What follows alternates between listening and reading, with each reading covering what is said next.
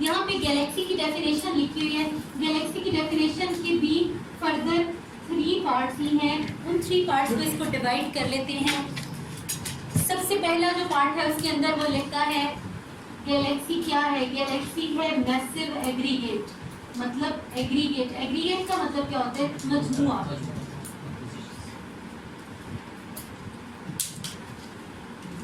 Aggregate of stars, planets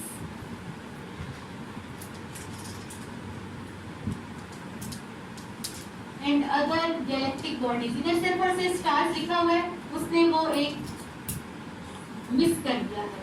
aggregate of stars, planets and other galactic bodies.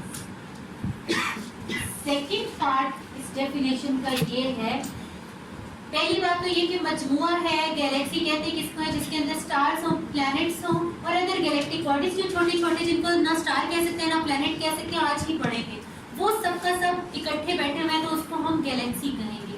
Second part में वो कहता है that are gravitationally interacting with one another. Gravitational interaction या gravitationally interacting with one another। सब के सब एक दूसरे के ऊपर कोई ना कोई ग्रेविटेशनल पुल या पुश अप्लाई करें। क्या एग्जांपल ले लेते हैं, अगर एक हमारी गैलेक्सी है मिल्की वे, उसके अंदर यहाँ पे सन है, सन के अराउंड ये सारे प्लैनेट्स, ये सोलर सिस्टम है, सब के सब ग्रेविटेशनली इंटरैक्ट करें एक दूसरे को, ठीक है। All stars, planets and galactic bodies are gravitationally interacting with one another का मतलब है हर किसी पे एक ऑप्टिमम लेवल पे ग्रेविटेशनल पुल लग रही है और वो अपने ऑर्बिट में रहता हुआ उसके अराउंड या उससे अवे या टुवर्ड्स जो है रिवॉल्व करे या मूव करे, ठीक है। सेकंड पार्ट था gravitational interaction between all contents of galaxy. Third part है and all are orbiting about, सारे के सारे मिलकर orbiting about a common center।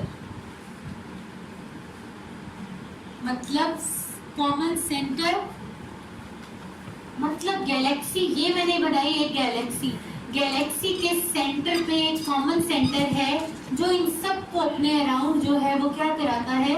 Revolve कराता है। ये हमारा सोलर सिस्टम के सेंटर पे सन, इसके साथ ये सारे के सारे बाकी प्लैनेट्स जो हैं ग्रेविटेशनली इंटरैक्ट कर रहे हैं, इधर और गैलेक्टिक बॉडीज भी होंगी और ये सब के सब मिलकर आर ऑर्बिटिंग और revolving about a common centre which is the centre of Galaxy.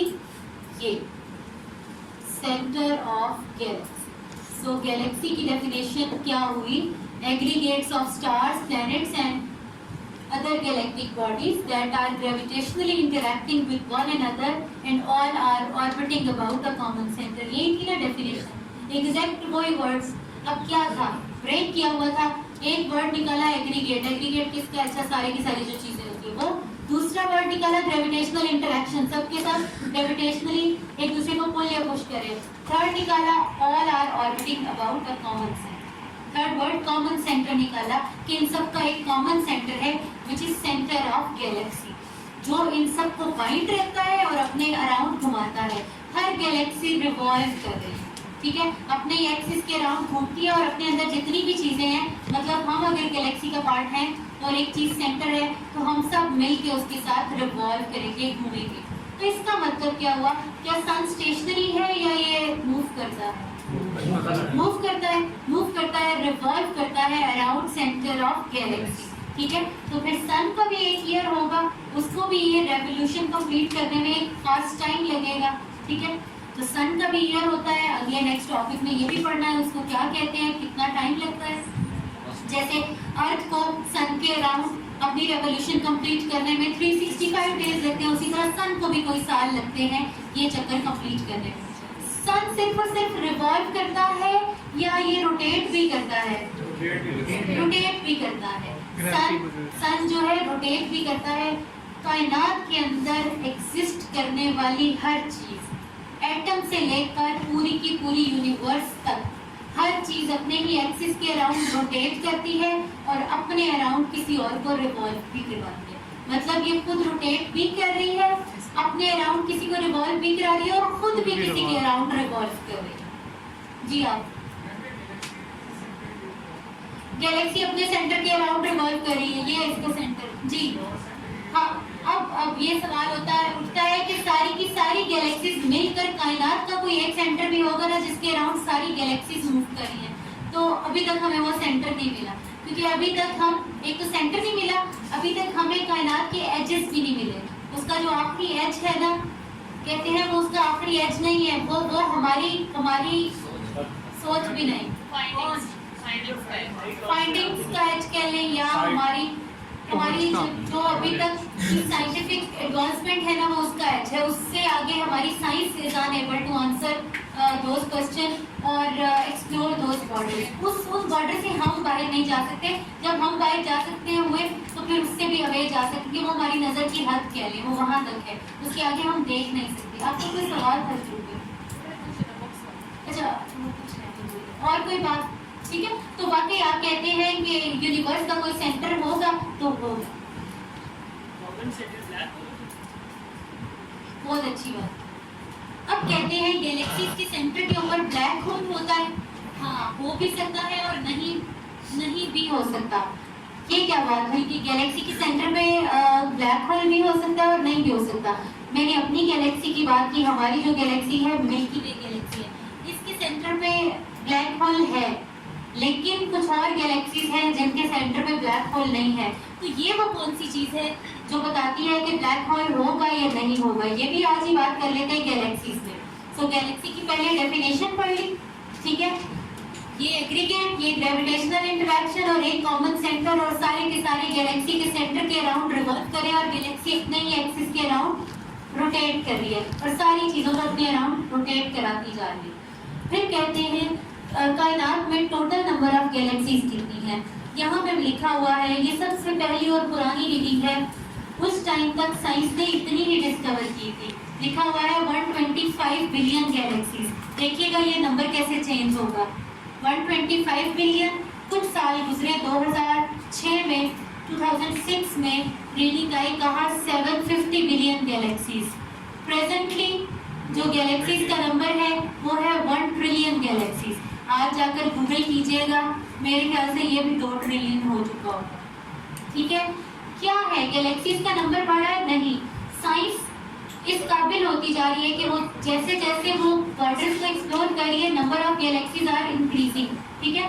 मतलब हम एक्सप्लोर करते जा रहे हैं गैलेक्सीज। अब जो है, जो लेटेस्ट रीडिंग है अभी तक, वो है 1 ट्रिलियन। इसीलिए मैंने इसको चेंज नहीं किया, 125 फिर 750 और 1 ट्रिलियन, ठीक है। अभी ऑब्जेक्टिव में अगर ऑप्शन आया 200 बिलियन है, हाँ गूगल पे 200 बिलियन नहीं, 200 नहीं, 1 ट्रिलियन आएगा।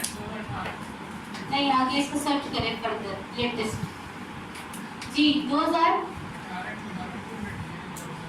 जो दोबारा, तो 1 ट्रिलियन किसने लिखा हुआ था? गूगल ने लिखा था। नहीं, गूगल ही अभी खोला हुआ। बस ठीक है, इसको यही है ना, ये कंट्रोवर्शियल चल रहा है कि ये बुक्स के अंदर 750 बिलियन और 750 बिलियन वाला ऑब्जेक्टिव भी आ चुका है। ये आईबी असिस्टेंट डायरेक्टर आईबी के टेस्ट में है 750 बिलियन, और अभी जो नई जो रीडिंग आई वो 1 ट्रिलियन की थी। ये कंट्रोवर्शियल चल रहा है। आप देखते हैं कि जो जिस चीज़ में इन्होंने एग्री किया, अगर 200 बिलियन आप कह रहे हैं तो ये किस वजह से उन्होंने 200 बिलियन पे एग्री किया है, ठीक है जी। देखते हैं, आप बताइए विकिपीडिया 1 2 यही मैं कह रही हूँ, ठीक है। 200 बिलियन तो भाई बहुत पुरानी बात होगी, 750 बिलियन तक तो किताबों में छप चुका हुआ है, ठीक है। तो जब आप इसको फर्दर घर जाके कर लेना तो चेक कर लेना, अगर गलत भी हुआ तो कोई बात नहीं, मैं अपना बयान वापस ले लूँगी, मैं भी देखूंगी, लेकिन यही है लेटेस्ट, ठीक है। देखो आ गया, मैंने कहा था ना कि अभी ये 2 ट्रिलियन हो चुका होगा, 3 ट्रिलियन हो चुका होगा, 1 ट्रिलियन लिखते ही कह दिया था, ठीक है। ये है हमारी गैलेक्सी, मिल्की वे गैलेक्सी है, और हमारी नियरेस्ट गैलेक्सी है एंड्रोमेडा गैलेक्सी। एंड्रोमेडा के बारे में आपको ऑब्जेक्टिव भी आ सकता है कि हमारी नियरेस्ट गैलेक्सी एंड्रोमेडा है। एंड्रोमेडा के बाद एक और भी गैलेक्सी है जो हमारे पास है। कहते हैं फ्यूचर में एंड्रोमेडा एक्सपैंड हो रही है ना, यूनिवर्स एक्सपैंड हो रही है, तो कहते हैं एंड्रोमेडा जो है फ्यूचर में मूव कर रही है टुवर्ड्स मिल्की वे। एंड्रोमेडा यहाँ पे लिखा हुआ है, यहाँ से देखो स्पेलिंग्स।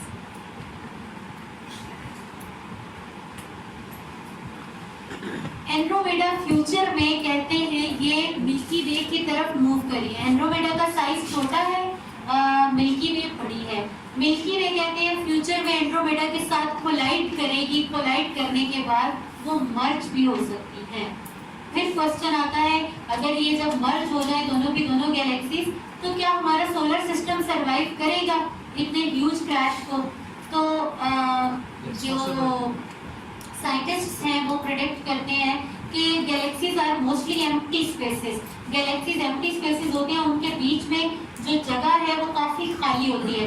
एक स्टार का दूसरे स्टार से जो डिफरेंस है वो बहुत बिलियन लाइट ईयर्स का होता है, ठीक है। तो वो कहते हैं जब दो गैलेक्सीज आपस में मर्ज कर भी जाएं तो मोस्टली एम्प्टी स्पेसेस की वजह से वो एक गैलेक्सी दूसरे के अंदर जाकर फिट इन हो जाएगी। सोलर सिस्टम के ज़्यादा चांसेस हैं वो सरवाइव कर जाए। एक सोलर सिस्टम तो है नहीं, बहुत सारे सोलर सिस्टम है, तो वो सरवाइव कर जाए। तो कहते हैं फिर क्या चेंज होगा? Only change we will observe in future. हम तो नहीं होंगे, ये काफ़ी मिलियन साल बाद की बात है, ठीक है।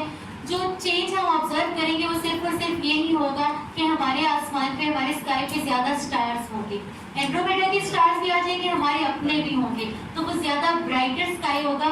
वो रात के टाइम भी अंधेरे वाला नहीं, काला स्काई जो होता है वो नहीं लगा करेगा। कहते हैं एक बैंड ऑफ लाइट स्प्रेड होगी पूरे के पूरे आसमान के ऊपर, तो ज़्यादा ब्राइटर स्काई होगा, सिल्वर ग्रे कलर का चमकता हुआ सा आसमान हो जाएगा।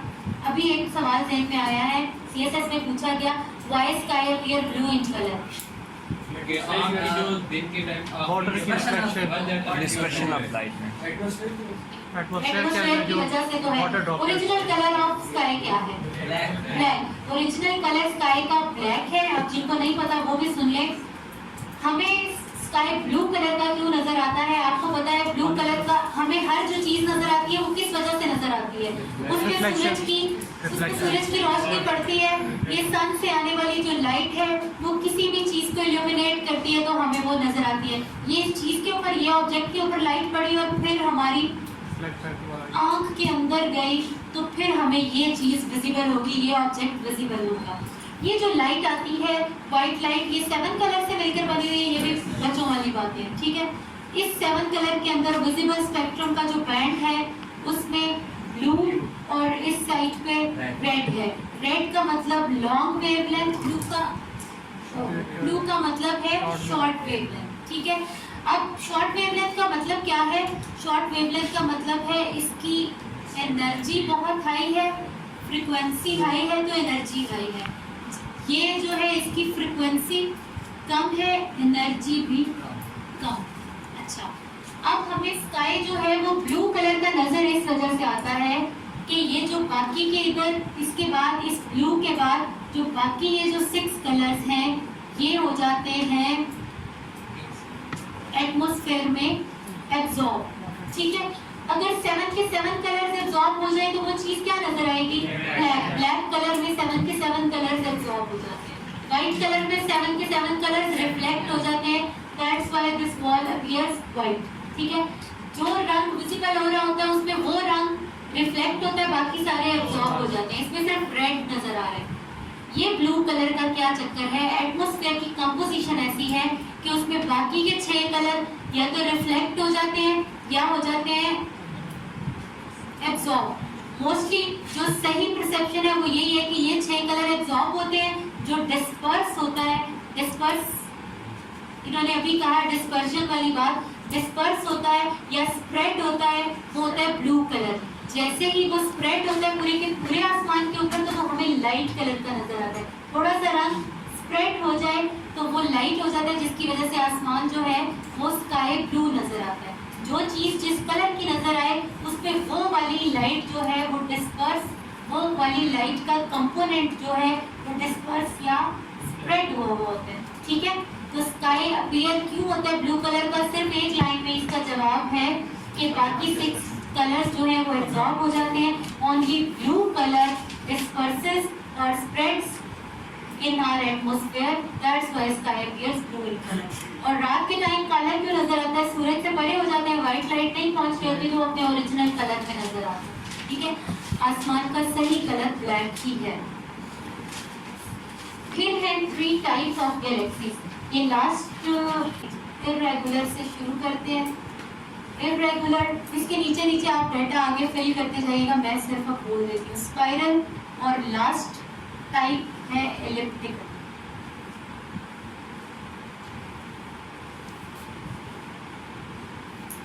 इररेगुलर, स्पाइरल और एलिप्टिकल, ये 3 टाइप्स हैं गैलेक्सीज। यही 3 स्टेजेस भी हैं गैलेक्सी की। गैलेक्सी सबसे पहले जब बनना शुरू होती है वो कहाँ से बनती है? उसके सेंटर के ऊपर ब्लैक होल या ग्रेविटेशनल पुल या ग्रेविटेशनल अट्रैक्शन या कोई black hole immense amount of gravitational attraction exist करती है। वो अपने इर्द गिर्द जो उसकी सराउंडिंग्स है उसमें जो स्टार्स और गैलेक्टिक बॉडीज एग्जिस्ट करती हैं उनको अपनी तरफ खींचना शुरू कर देती है। जैसे ही वो उनको अपनी तरफ अट्रैक्ट करती है तो वो ये देखें ये ट्रैवल करें, इसकी शेप इररेगुलर होती है। ठीक है, इररेगुलर गैलेक्सी की डेफिनेशन आप लिखेंगे अनडिफाइंड एंड इनडेफिनिट शेप। ठीक है, वो अनडिफाइंड होती है और इनडेफिनिट शेप होती है। सिर्फ कम वर्ड्स लिखते हैं, बाकी तो लंबी कहानियां तो स्लाइड्स में है। Irregular galaxies undefined and indefinite shape. फिर दूसरी बात ये कि अगर आपको एक ऑब्जेक्टिव पूछ लिया जाए young stars are present in which type of galaxies? Irregular galaxies. इसमें सबसे ज्यादा यंग स्टार्स होंगे।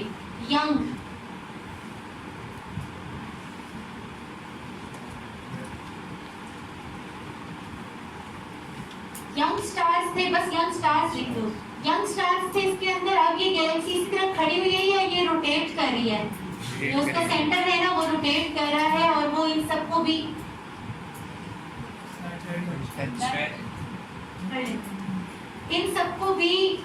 रोटेट करा रहा है। जैसे ही वो रोटेट करते हैं तो वो जो उसके इररेगुलर आर्म्स थे ना वो स्पाइरल फॉर्म में कन्वर्ट होते जाएंगे। इररेगुलर आर्म्स स्पाइरल फॉर्म में कन्वर्ट हो जाएंगे। ये जो इररेगुलर है, जैसे ही रेगुलर कोई भी चीज हो, एक कोई भी ऑब्जेक्ट है उससे हमने बहुत सारे धागे या थ्रेड्स बांधे हुए हैं, जैसे ही हम उसको घुमाना शुरू करते हैं वो फैन की शेप में आ जाते हैं और वो स्पाइरल आर्म्स की फॉर्म में कन्वर्ट हो जाते हैं। तो इररेगुलर गैलेक्सी जब कुछ टाइम गुजरता है और वो रोटेट करती रहती है, रोटेट करते करते with the passage of time काफी मिलियन साल, अब ये इधर मिलियन सालों की बातें होती है, नॉर्मल ईयर्स की तो बातें होती नहीं। हमारा जो ईयर है वो बहुत छोटा है, बाकी ऑब्जेक्ट्स जो है कायनात में इतने लार्ज डिस्टेंसेस हैं कि वो मिलियंस ऑफ ईयर्स लगते हैं एक प्रोसेस को कंप्लीट होने में। काफी मिलियन ईयर्स के बाद ये irregular Galaxy converts itself into spiral galaxies with arms spiral outwards and bulge eight the centre. अब इसकी आगे डेफिनेशन में आप लिखेंगे स्पाइरल गैलेक्सी में bulge eight the centre, bulge centre में with arms spiral outwards, bulge B-U-L-G-E, bulge at the center। चले with arms spiral outwards, उसकी स्पाइरल फॉर्म में आउटवर्ड्स आर्म्स निकले हुए होंगे, बाजू से निकले हुए। ठीक है, middle age stars are present in spiral galaxy. Middle age, अपनी मिडल एज के ऊपर स्टार्स होते हैं स्पाइरल गैलेक्सी में। चलिए इसके ऊपर एक बात कर लेते हैं, इसका कोई सबूत भी तो होगा ना कि स्पाइरल गैलेक्सी में मिडल एज स्टार है कि नहीं, जरा क्रॉस चेक कर लेते हैं। हमारी गैलेक्सी कौन सी है? Spiral Galaxy. मिल्की वे स्पाइरल गैलेक्सी। हमारी गैलेक्सी की शेप एग्जैक्ट यही है। ठीक है, आप इसके साथ गैलेक्सी की शेप बनाएंगे, इधर ये वाली, इधर इसकी इररेगुलर करके और एलिप्टिकल बिल्कुल एक बैंड की तरह। अच्छा, मैंने कहा कि मिल्की वे के अंदर मिडिल एज स्टार्स होंगे। हम अपनी गैलेक्सी की बात करते हैं तो सबसे बड़ा स्टार कंसीडर कर लेते हैं। कौन सा है सबसे बड़ा स्टार? सन। सन की जो प्रेजेंट एज है ना, कहते हैं वो है 4.5 बिलियन ईयर्स। सन की ये है प्रेजेंट एज। कहते हैं जो इसके अंदर फ्यूल मौजूद है, मतलब फ्यूल क्या? फ्यूल इसके अंदर हाइड्रोजन है। वो सजेस्ट करता है कि after 4.5 billion years sun will die down. Sun की जो डेथ है sun will die down after 4.5 billion years. So इसकी सन की टोटल एज क्या हुई 9 बिलियन, और हम कितने पे हैं आधी पे, तो मिडिल एज स्टार हुआ ना, मिडिल एज स्टार हुआ 4.5 और 4.5 कितना होता है 9 ही होता है ना। टोटल एज सन की उसका फ्यूल सजेस्ट करता है, उसके अंदर बर्निंग फ्यूल के वो 9 बिलियन ईयर्स तक रोशनी देता रहेगा। ये जो स्टार्स होते हैं ना ये बल्ब की तरह होते हैं, जैसे इनका फ्यूल खत्म होता है ये इनकी डेथ हो जाती है, और डेथ होते ही ये ब्लैक होल में कन्वर्ट हो जाते हैं। समझ आ गया? जैसे इनके अंदर बर्निंग फ्यूल मौजूद होता है, ये हीट और लाइट एनर्जी और different kind of radiation emit करते हैं, जैसे ही फ्यूल खत्म होता है डेथ होती है ब्लैक होल में कन्वर्ट हो जाते हैं। ठीक है, नेक्स्ट लेक्चर में ये बात भी होगी। तो सन अपनी मिडिल एज पे है जो और सन जो है पार्ट है स्पाइरल गैलेक्सी का, जो कि इस चीज को प्रूव करती है कि स्पाइरल गैलेक्सीज के अंदर मिडिल एज स्टार्स होते हैं। आपको समझ आई है भाई जो आप कह रहे थे मैं तेज बोलती हूँ? थोड़ी समझ आ गई? आहिस्ता आहिस्ता आदत हो जाएगी, मैं थोड़ा और आप थोड़े से क्लियर। अच्छा, 4.5 बिलियन ईयर सन की एज, और ये ऑब्जेक्टिव भी था सन की age, sorry 9.5 billion total age और 4.5 प्रेजेंट 9 बिलियन है। हाँ ठीक है। स्पाइरल गैलेक्सी के बाद स्पाइरल गैलेक्सी एलिप्टिकल गैलेक्सी में कैसे चेंज होगी? यहाँ पे है ग्रेविटेशनल पुल का centre.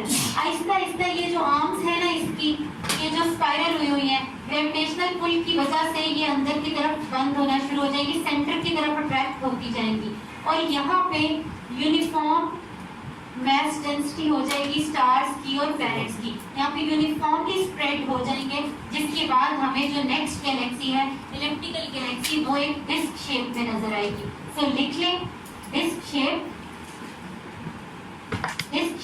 Elliptical galaxy, disc shape galaxy. Galaxy तो ना भी लिखे। नेक्स्ट लिखते हैं brightest at the centre, disc shape, brightest at the centre and brightness decreases. Brightness के आगे लगाइए arrow downwards, decreases, short notes बनाने हैं ना। Brightness decreases as we move away from center. Disc shape, brightest at the center, brightness decreases or B arrow downwards, B decreases as we move away from center. Center से away move करें, brightness क्यों decrease हो रही है? Stars कम है, stars ज्यादा किसके पास है? Center के पास है। Center के पास किस वजह से है? इस वजह से है क्योंकि सेंटर पे उसका ब्लैक होल है, ब्लैक होल है और ब्लैक होल ने उनको अट्रैक्ट किया। ब्लैक होल के अंदर क्या होती है? Immense amount of gravitational pull.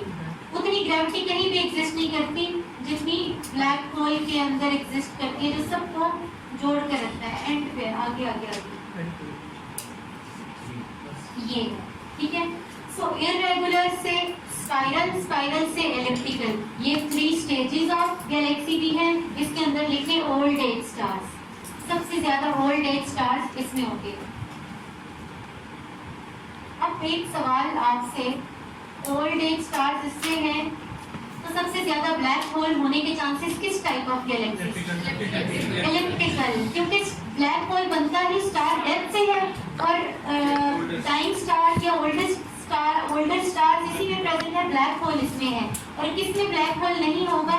Irregular में। अब समझ लीजिए जो मैंने कहा था कुछ गैलेक्सीज में ब्लैक होल होते हैं, कुछ में नहीं होते, और छोटा ब्लैक होल बड़े ब्लैक होल के साथ मर्ज कर जाता है। मतलब एक बड़ा ब्लैक होल है ना, वो अपने सराउंडिंग में छोटे छोटे ब्लैक होल्स को अपनी तरफ अट्रैक्ट कर लेता है। नेक्स्ट लेक्चर इस पे करते हैं।